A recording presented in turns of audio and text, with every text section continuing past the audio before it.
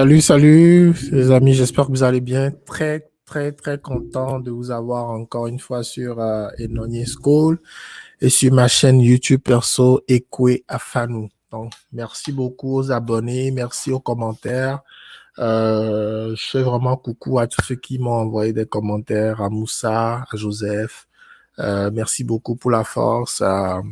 Laissez vos commentaires si vous avez des sujets que vous pensez qu'on peut discuter sur les deux chaînes. Donc, n'hésitez pas à partager avec vos proches pour que les gens s'abonnent. Et puis voilà. L'objectif de la plateforme, c'est ça. Des deux plateformes, c'est vraiment de vulgariser le data science, de vulgariser des notions qui sont assez complexes pour plusieurs personnes. Mais bon, on essaie de partager, de faire en sorte que les gens puissent comprendre aussi la notion. Donc aujourd'hui, j'aimerais partager avec vous la différence entre trois notions en data science. Une vidéo que j'ai beaucoup adorée, que j'ai vue sur YouTube, qui parle au fait de artificial intelligence, machine learning et deep learning. Une vidéo que moi, je trouve vraiment très intéressante parce que beaucoup de personnes, lorsqu'ils commencent à s'intéresser au data science, c'est un peu comme moi. Vraiment, je suis à mon début, je suis pas un expert du tout. De temps en temps, je reçois des experts sur la chaîne pour discuter, pour que eux ils puissent m'éclairer par rapport à ce qu'ils font concrètement. Et quand vous commencez, il y a des notions comme intelligence artificielle, machine learning, deep learning, des notions qui commencent déjà à vous perturber. C'est ce qui m'est arrivé personnellement. Et pour ce faire, j'aimerais vraiment profiter de cette vidéo juste pour c'est, vulgariser un peu ces trois notions et puis permettre aux gens qui s'intéressent au data science de ne pas sortir à la compréhension de ces notions que je trouve vraiment accessibles à tout le monde, hein, même des gens qui ne sont pas forcément data scientists ou qui ne veulent pas faire carrière en data science. Donc, la vidéo d'aujourd'hui, je l'ai choisie sur la chaîne YouTube de euh, Aka Guild. Aka Guild, je ne sais pas si c'est Aka Eke Guild ou Aka Guild. Donc, une chaîne YouTube aussi qui a de très bons contenus euh, que j'ai découvert en faisant mes recherches. Donc, on va regarder ensemble la vidéo et puis au fur et à mesure, je vais apporter mes commentaires par rapport à la vidéo comme d'habitude. Et bon, on y va. Hello and welcome to Acad Guild's tutorial on data science. In this video, we will explain the difference between three key concepts: artificial intelligence, machine learning, and deep learning, to understand how they relate to the field of data science. First up, artificial intelligence, or AI. What is it? Artificial intelligence is simply any code, technique, or algorithm that enables machines to mimic, develop, and demonstrate human cognition or behavior. We are in what many refer to as the... Donc, ici, il introduit donc la notion directement d'intelligence artificielle d'abord. Donc, il dit que l'intelligence artificielle, c'est tout ce qui peut être code ou technique qu'on peut utiliser pour pouvoir rendre une machine, un robot, un téléphone, un ordinateur, une machine, quoi, quelque chose qui n'est pas comme humain, qui n'est pas un être vivant en tant que tel, intelligent. Donc, quand on dit intelligent, la référence qu'on a, c'est l'être humain. C'est-à-dire que l'être humain intelligent, lorsqu'on est, on va à l'école, on apprend des choses ou on va faire des formations. Quand on était des primates ou à notre état primitif, on allait faire la chasse, on apprenait aux petits à aller chasser, à aller pêcher, des trucs comme ça. Donc ça continue, mais même actuellement, là, on apprend à chasser, à pêcher, à jouer, à faire de la musique, à chanter, à reconnaître des formes, des couleurs, avoir des images, avoir des films, à comprendre des langues. Donc, il y a plein de choses que l'homme apprend, en fait, dans sa vie sur Terre. Et donc, c'est la même chose un peu pour les machines et les robots. En fait, ce qu'on essaie de faire, c'est de les rendre intelligents. Donc, intelligents, donc, à répliquer donc les comportements des humains, des êtres vivants. Donc, on dit souvent des humains, mais bon, ça peut être aussi un chien, ça peut être aussi un animal, mais donc à répliquer donc le comportement donc des êtres vivants. Voilà, ainsi dire. Donc, vous pouvez voir donc tout ce qu'un être vivant peut faire, un oiseau qui chante, un homme qui chante, un chien qui aboie ou un chien qui saute par-dessus des obstacles et tout. Donc, c'est un peu ça, rendre les machines ou les robots intelligents. Et ça, l'intelligence artificielle. The era of weak AI. The technology is still in its infancy and is expected to make machines capable of doing anything and everything humans do in the era of strong AI. Donc là, il fait une petite différence entre ce qu'ils appellent weak AI, que pour le moment, les machines ne sont pas capables de faire tout ce que l'homme fait, mais l'objectif, c'est de rendre, au fur et à mesure que les machines vont progresser dans leur évolution, donc de les rendre assez puissants pour pouvoir répliquer ou faire les mêmes choses que l'être humain fait. Donc, je trouve ça très intéressant. Donc, intelligence artificielle, rendre robots, machines intelligents dans le sens où ils font tout ce que les êtres vivants font. Voilà. To transition from weak AI to strong AI, machines need to learn the ways of humans, the techniques and processes. Donc, pour pouvoir s'améliorer, donc les machines ont besoin donc de pouvoir apprendre. Donc, un peu comme les humains, comme je donnais tout à l'heure l'exemple, au fait, les humains vont à l'école, par exemple, pour apprendre. Donc, vous allez apprendre des choses. Donc, pour apprendre, donc les robots aussi, pour devenir intelligents, ont besoin d'apprendre. Which help machines in this endeavor are broadly categorized under machine learning.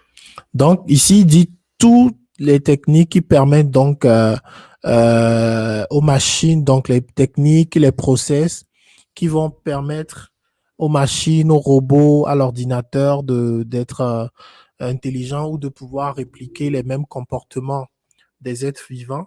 Il va les appeler machine learning. Donc, le machine learning, c'est l'apprentissage. Donc, c'est le fait d'aller à l'école, c'est le fait d'aller à la formation. Donc, la machine ou le robot va aller à la formation pour apprendre à se comporter comme des humains. C'est ça le machine learning. Categorized under machine learning. Machines learn in predominantly two ways. Their learning is either supervised or unsupervised. Donc, au niveau du machine learning aussi, ici dans la vidéo, vous voyez, il dit qu'il y a deux grands types. Le machine learning supervisé et le non supervisé. Donc, la différence, il va l'expliquer dans la vidéo, mais prenez toujours l'image de cet enfant qui naît, un bébé qui va apprendre, donc il va aller à la garderie, à la maternelle, puis aller à l'école primaire, qui va apprendre.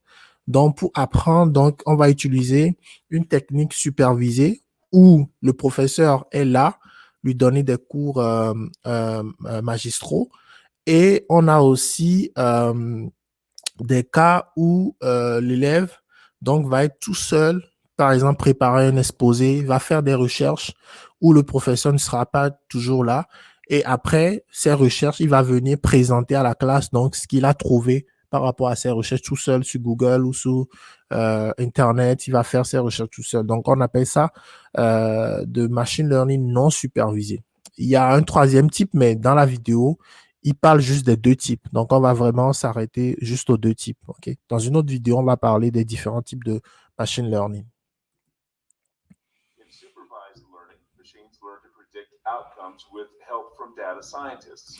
Donc, ici, le professeur, c'est le data scientist. Donc, il va aider donc, le robot, la machine, l'ordinateur, l'objet artificiel à apprendre. Donc, c'est ça l'image ici.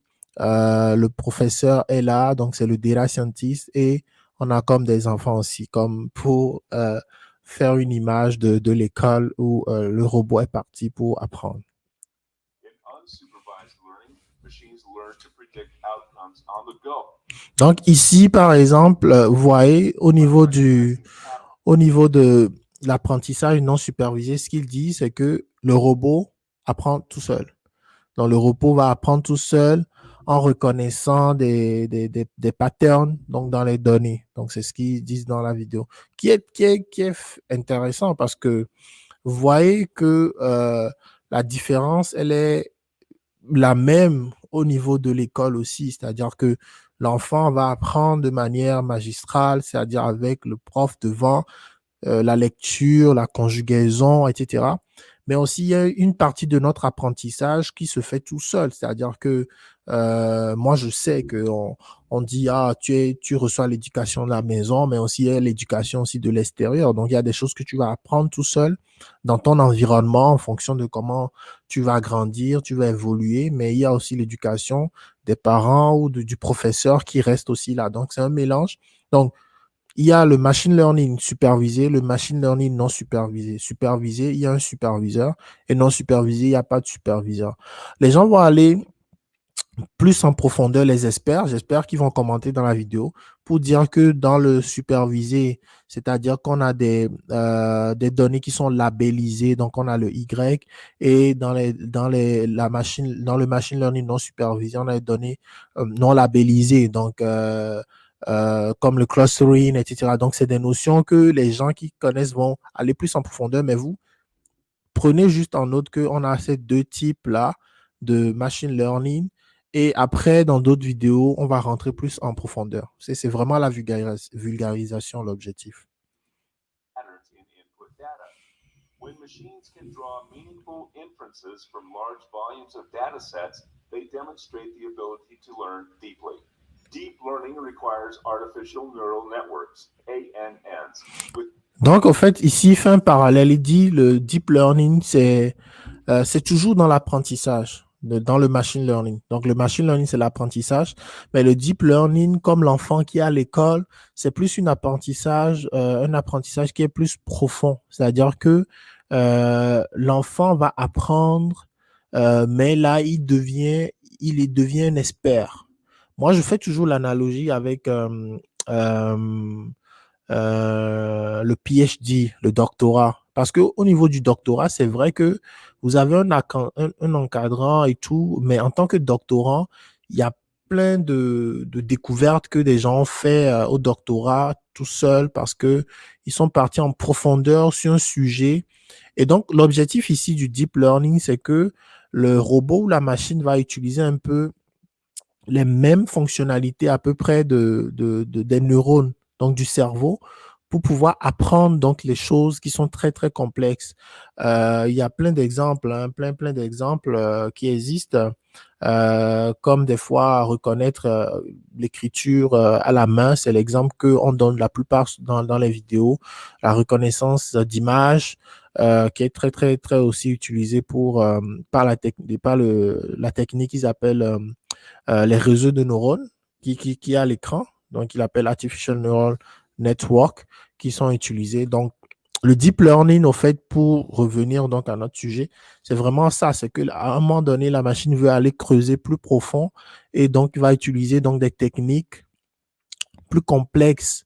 Donc, comme je vous dis, faites l'analogique avec le PhD. C'est-à-dire qu'une fois que l'enfant a eu son master et qu'il est en doctorat, là, il faut utiliser maintenant tout ce qu'il a appris, mais aussi les techniques très, très pointues pour faire des découvertes. are like the biological neural networks in humans. These networks contain nodes in different layers that are connected and communicate with each other to make sense of voluminous input data. Deep learning is a subset of machine learning, which in turn is a subset of artificial intelligence. Donc ici, il est à la conclusion dans sa vidéo. En fait, ce qu'il dit, c'est que le deep learning, c'est un composant du machine learning qui elle-même est une composante donc de l'intelligence artificielle. Donc, comme on disait, l'intelligence artificielle, c'est quoi? C'est le robot ou la machine qui essaie d'être intelligent. Donc, pour rendre ce robot intelligent, il faut qu'il aille à l'école, il faut qu'il apprenne. Donc, il va apprendre la conjugaison, il va le vocabulaire. En fait, c'est une manière juste d'imager un peu la chose avec des algorithmes qui vont appeler donc des programmes, des modèles. Donc, vous allez voir que par exemple, nous, on apprend des choses que les gens ont découvert quand on était plus petit, comment prononcer des mots. Donc, toutes ces techniques-là, c'est un peu, on peut faire le parallèle avec tout ce qui est algorithme. Donc, les algorithmes, la programmation qui est dans le machine learning, donc le procès d'apprentissage. Donc, c'est ça le machine learning. Donc, comme un enfant va apprendre. Et maintenant, le deep learning, ça va être plus très, très profond. Donc, toujours dans l'apprentissage, mais à un niveau vraiment d'expertise où la machine va aller toucher des sujets très complexes à faire. Mais c'est toujours une composante de l'apprentissage. C'est une suite de l'apprentissage, au fait, finalement. Donc, c'est un peu ça, les trois. Vous allez souvent voir ce schéma sur Internet beaucoup. Artificial Intelligence, Machine Learning et Deep Learning. Intelligence. The three technologies help scientists and analysts interpret tons of data and are hence crucial for the field of data science. Donc, ici, ce qu'il dit pour conclure, il dit que l'intelligence artificielle, le machine learning et le deep learning, au fait, va aider donc les scientifiques et les analystes à pouvoir interpréter la masse de données qui existe maintenant dans le monde. Et puis, je ne peux pas vous dire combien de données on génère aujourd'hui par jour. Moi, actuellement, je suis en train de faire une vidéo sur YouTube. Je suis en train de donner des images, mon visage, ma voix, que je suis en train de stocker quelque part sur le cloud et disponible pour YouTube et puis pour pas mal de toutes ces compagnies technologiques qui font de l'analyse d'images ou de voix, etc. Donc, on génère des données, que ce soit par WhatsApp, nos téléphones, nos déplacements. Il y a des données qui sont disponibles vraiment partout maintenant, partout dans le monde. Et donc, en tant que data scientist, ils vont utiliser cette donnée-là pour pouvoir entraîner donc des robots, entraîner des machines à pouvoir faire des choses que nous faisons en tant qu'humains, puisque en générant des données, on laisse des traces par rapport à ce qu'on fait en tant qu'humain sur Terre. Crucial for the field of data science. To learn more about these technologies, subscribe to Acad Guild's blog and YouTube channel. Donc, oui, moi, je vous recommande d'aller vous abonner. Donc, en plus de vous abonner à ma chaîne, de vous abonner à la chaîne de Acad Guild parce que vraiment, je trouve de très, très, très belles vidéos sur leur chaîne. Je viens de découvrir la chaîne, donc je vais vraiment prendre le temps de parcourir les vidéos qu'ils ont donc sur leur chaîne. Très intéressant, très succinct, 3 minutes. Et on va droit au sujet, au fait, finalement. Donc, super intéressant. Et puis, voilà. J'aimerais vraiment avoir commentaires de quelques experts ou des gens qui me suivent sur YouTube par rapport à ce sujet-là. Est-ce que ça a permis de vulgariser un peu les notions? Est-ce que vous pouvez expliquer à vos frères, à vos enfants, ce que c'est que l'intelligence artificielle, ce que c'est que machine learning, ce que c'est que le deep learning, de manière très simple, sans rentrer vraiment dans les détails techniques de programmation, etc., mais pour vulgariser l'information, parce que c'est ça, moi, mon objectif, c'est vraiment de vulgariser pour que les gens s'y intéressent, pour que les gens soient informés par rapport à ce qui se passe, parce que c'est très, très intéressant comme sujet. Et en même temps que j'apprends, moi, je partage avec tout le monde. Donc, voilà, pour résumer, voilà, l'intelligence artificielle, c'est ça, c'est de rendre les robots intelligents. Et le machine learning, c'est le procès d'apprentissage, un peu comme nous, on va à l'école. Les algorithmes, c'est les différentes leçons, conjugaison, musique. Donc, c'est les différentes techniques qui permettent donc la pédagogie, c'est les différentes techniques qui permettent donc de pouvoir enseigner donc à l'enfant à apprendre les choses. Et on a les données qui sont dans les livres, les données qui sont dans la tête des professeurs, etc. Donc, qui aident, donc qui sont des supports pour pouvoir apprendre. Et puis, dans ces techniques-là, on a des techniques lorsque on devient très, très, très bon et qu'on veut être expert dans un domaine. Il y a le deep learning, par exemple, qui est à un niveau où la machine veut apprendre et puis s'attaquer à des sujets très complexes. On va utiliser les techniques comme les réseaux de neurones pour pouvoir faire du deep learning. Donc, c'est un peu ça, artificial intelligence, machine learning, deep learning. Robot intelligent, apprentissage pour devenir intelligent et deep learning, c'est pour aller toucher des sujets très, très complexes, toujours dans ce processus d'apprentissage-là. Voilà, voilà. Donc, c'était la petite vidéo aujourd'hui que je voulais faire avec vous, juste pour vulgariser donc ces trois notions. Et j'espère que ça vous a plu ou que vous avez appris. N'oubliez pas de où se trouve la cloche quelque part ici. N'oubliez pas de souscrire. Donc, c'est là. Je fais comme les YouTubeurs là. N'oubliez pas donc de souscrire donc à la chaîne YouTube et puis de partager avec les gens, vulgariser un peu ces notions-là qui sont d'actualité, qu'il faut vraiment enseigner aux enfants et tout. Donc voilà, voilà. Merci beaucoup de continuer à vous abonner très, très nombreux à la chaîne. Et je vous souhaite très, très bonne journée. Prenez soin de vous. Ciao, ciao. Bye.